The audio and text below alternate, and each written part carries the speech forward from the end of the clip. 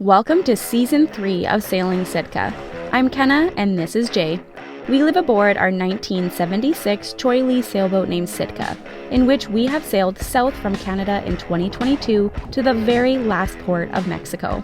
This season, we are finally exiting Mexico and taking our boat further through the Panama Canal and into the beautiful Central American waters. Alongside us for this season is our pal Nico, who is taking along for the adventure because why the hell not? So hit that subscribe button and follow along, as this season we are sailing as far and wide as possible. You guys you make this happen and we couldn't do it without you. So thank you so much for tuning in to this week's episode of Sailing Sitka, and I hope you enjoy. Hi everyone, and welcome back to Sailing Sitka. Last week, we splashed our sailboat into the waters here at Marina Chiapas. Not to mention, we also fixed our wooden mast from some pretty gnarly woodpecker damage. Now that the bigger tasks are completed, we are on to the smaller but necessary projects in which we are hammering out in this week's video, so that next week you have a pretty epic episode to watch, consisting of our passage south to Nicaragua. Now that you know what you're in for, hit that like button and enjoy this episode. Sitka just became a beautiful butterfly again. She's got all her wings. So we got the genoa, the main, and now finally the mizzen, and all the stack backs up. It's a good feeling to have all the sails up. It's been nice to have Nick helping, so now we can like divide and conquer. A lot more work gets done with 3 than with 2, I'll tell you that much. Nick's shirt is like what we're aiming to be like in like a week here. Stress-free sailing. But yeah, we got a little bit more work left, but we're pretty much done our list of like must-dos. Now we're at the wants, one of which is drilling holes. Kenna will show you, but basically like when we took the teak decks off in 2017, a long time ago, it lowered the actual deck now. So where the holes that were on the tow rail were to release water from the deck are now, there's a gap there, so we need to like bridge that so that water can actually drain properly off the boat. Like you're literally sponging right now. I know I am. Our decks here. This is what Jay was referring to. So you see how there's it's actually 2 of my fingers high here. So this water, just sits right here and it doesn't actually go over. So I have to stay here, and we do this while we're sailing as well. Yeah. I have to do this and put it over like that every time. So anytime we rinse the deck or we're washing the anchor with all the mud and it all pools down here while we're underway, I have to sit here and sponge it out until it's gone. Okay, so we just did it and it worked good, but like look how thick this tow rail is. That's all teak. Like nowadays that would be like thousands of dollars to this tow rail. Probably like 20 grand of teak. Can I feel it? Imagine making corks for wine with this. Yeah, it's not a good material for corking, but how cool, like a Sitka corking for our... That'd be cool to just like if we stop, like to put on top of a bottle when you're not done it. Yeah, we should like do something with But that being said, we never have that problem on here. Yeah, we always finish, what are you talking about? We always finish a bottle. It's pouring so good, huh? Look at this flow. That's what we wanted to see. You got that back one going. No. Yeah, it's going. Nice. All right, guys. So, morning of day, I don't know how many. So right now I got 2 extension cords because Nick and I are gonna sand this. So we're quitting with the varnish on Sitka. It's enough. No more varnish. That's it. It's all gonna be Cetal because we can't handle varnish. It just like doesn't last and it's a pain in the ass. So. Varnish only for the inside of Sitka from now on. Cetal only for the outside, and everything's gonna be Cetal from now on.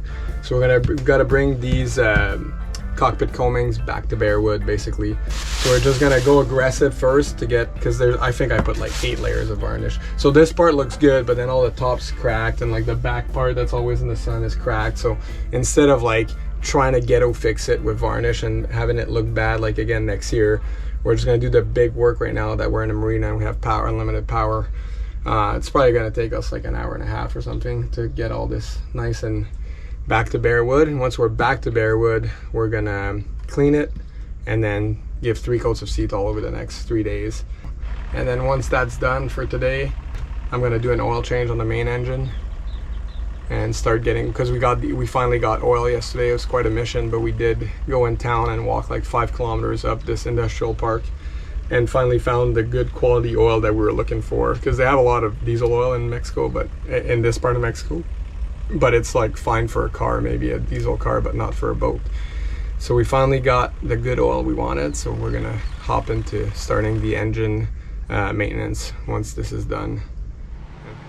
All right, so about 35-40 minutes have passed and it's pretty much full.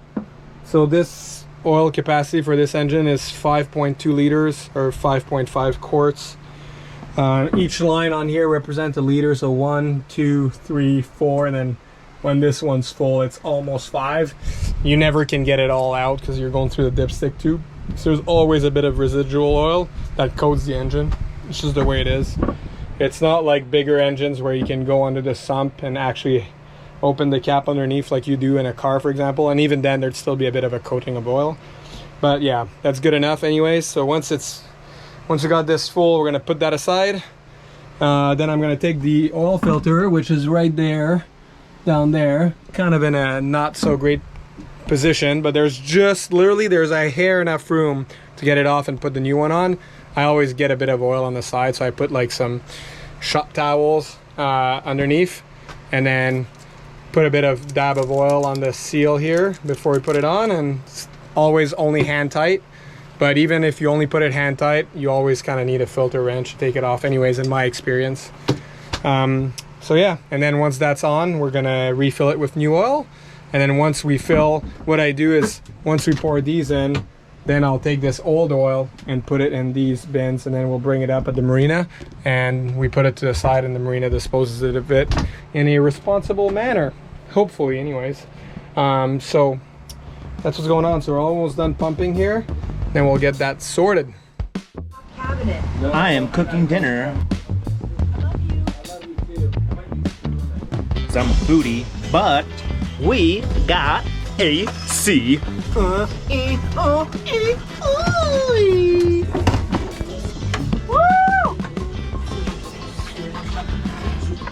am not gonna wake up all sweaty anymore. It is such a nice change to have AC, like, whoop, whoop.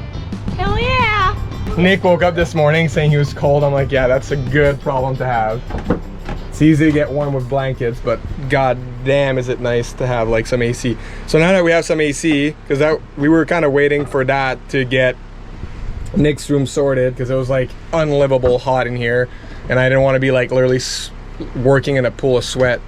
So plus we needed to do outside shit too. So anyways, now we got AC. Today's mission is basically pimp out Nick's room.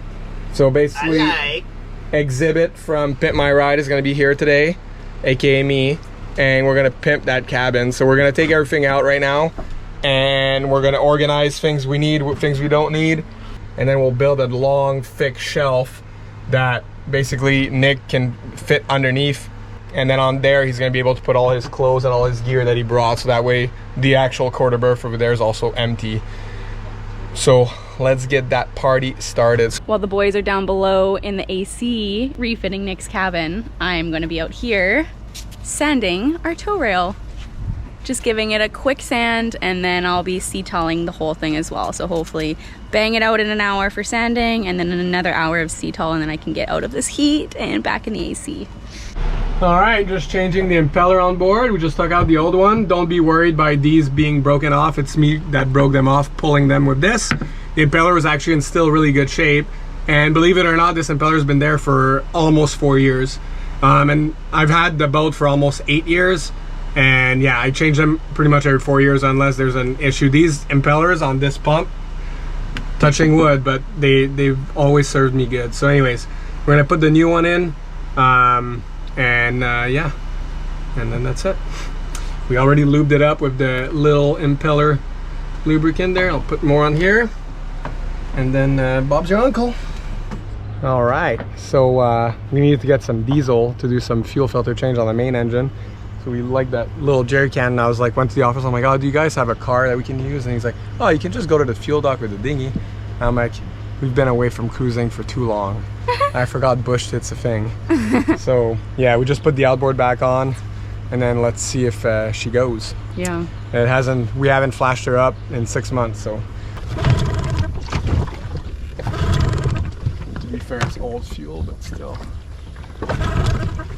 Well, the motor is not starting, so we are rowing. It'll start. It's just it needs some time. I think we'll get it started today, to be honest, before we even get to the fuel dock. But oh, blue heron. Oh yeah.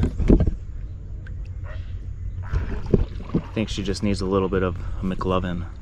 Well, we got the outboard going.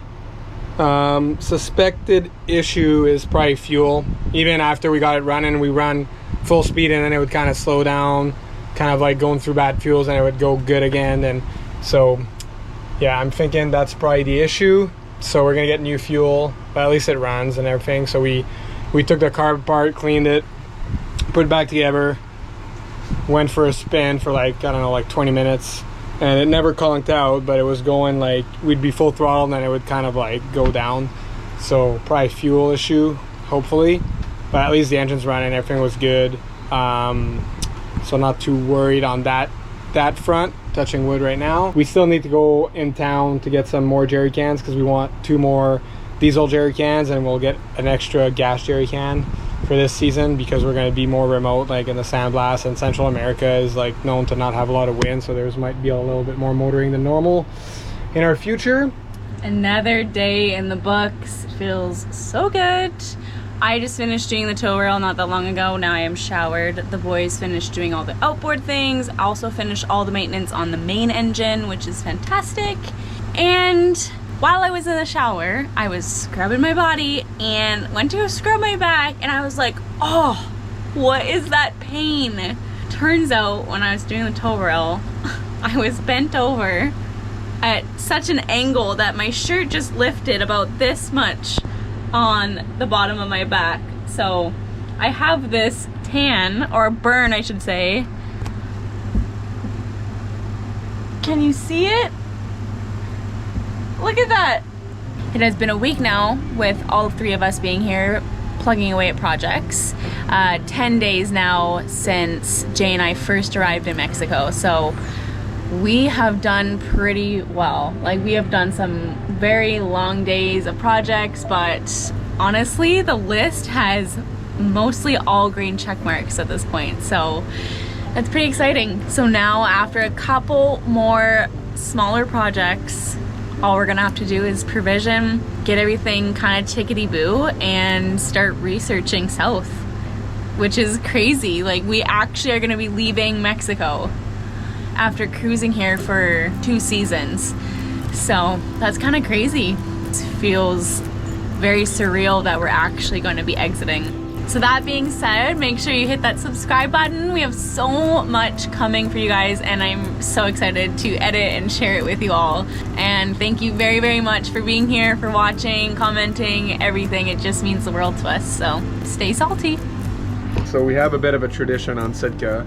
So when somebody joins the crew, or if somebody's on board for a while, we always make them have a shot of Pussers rum.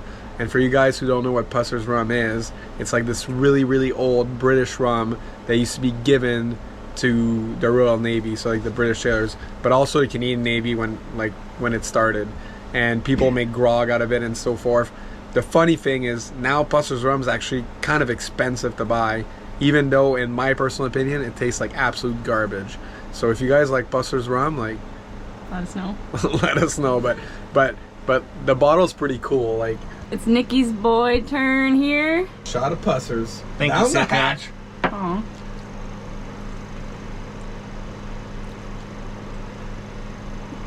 And what do we Tastes think? good. Really? Oh. Got a good kick at the end. What would you describe it like? Tastes like old rum. Old rum. It has been in there for almost 3 years. The date says like 1996. Yep. It's vintage. Vintage, just like Sitka. What's crazy too is the cap doesn't ever seal on here. You know what's also crazy is Harry bought us that, our very first crew member, so. Yeah. The original and merely rum, the Royal Navy. Wow, wow, wee, wah. Cheers. What's up, you Cocoa Bungos? All right, as per usual, I usually start doing work and then I figure I should probably film this. So just doing a maintenance thing on the windlass right now. So just took apart that chain gypsy and we're gonna clean it, grease it, and then we're gonna take this off. It's been kind of like we've had to tap it a bunch with the hammer for it to work, so I got a suspicion that the brushes need a bit of a sanding. I'm sure you could probably run it 3 or 4 times before the battery went dead. So if there's not much pressure, not much torque being used, Provisioning can be a real hassle at times, but I remind myself that it means that we're only a few steps away from sailing off into a new adventure. After a bus ride and a quick taco shop stop, it was on to grocery shopping and stocking up on our favorite Mexican food. It's kind of hard to realize that this is our last provision here in Mexico after 2 seasons of sailing and exploring this beautiful country. But all good things come to an end, and when one door closes, another opens. Alright, we just got home from doing groceries and it was actually a really good run. A little bit cheaper than we thought, so that's also a bonus. Got a taxi home and now we're just putting it all away, stuffing it into every little corner that we can, and yeah, this should honestly last us about a month of food for 3 people, so that's pretty cool. Anyway, the boys are up top. Jay is going to be gluing a little bit of the parts of our dinghy. A couple of the plastic parts are flapping off, like the handles and that, so he's going to be gluing those down. I'm going to remain putting all of this away, and yeah, this means that we are about to untie the lines, you guys. So that is super exciting. We are going to be sailing to Nicaragua at the end of this week. So about Thursday. It is, I think, Tuesday. I don't know. We've been like go, go, go these last couple days, so we're really excited. We just gave our laundry to Ronnie, which is the manager here at the yard, and he's gonna get that back to us. Today, so laundry will be finished, food provisions will be finished. We gassed up already. We have diesel, we have all of our fuel that we need. We just got our propane back today, and I'm gonna be editing another episode. So we are getting everything checked off on our list and we're so excited. I cannot believe we are actually gonna be untying the lines for the first time of season 3. Are you guys as excited as I am? Because I am just like, my heart is just pitter-pattering. It is finally time. We are going to adventure into season 3. Let's go, you guys. Our second last night on the dock was spent partying with our friends on SV Vision and SV Taylor. It was supposed to be a harmless night of drinking tea, but I think the tea just stood for tequila, and it turned out to be a runaway night, but the best ones always are. At the most perfect time possible, we hit 5K on YouTube and had a drunken moment of feeling absolutely and immensely proud and grateful.